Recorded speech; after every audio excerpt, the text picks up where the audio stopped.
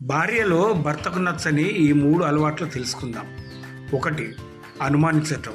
ప్రతి విషయానికి, ప్రతి సందర్భానికి భర్త ఎవరితో మాట్లాడినా, తన సహోద్యోగిని అయిన స్త్రీతో నవ్వుతూ మాట్లాడినా భార్య అనుమానపడుతూ ఉంటుంది.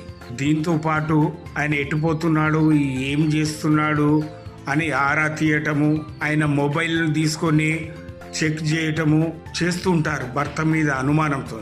ఇటువంటి భార్య కలిగి ఉన్న భర్త విసిగిపోయి ఆమెను భరించటం కష్టమవుతుంది వాడికి. రెండోది ఏంటంటే, పెళ్ళైన తర్వాత భార్య తన అవసరాల కోసం భర్త మీద ఆధారపడటం సహజం, అదేం తప్పు కాదు.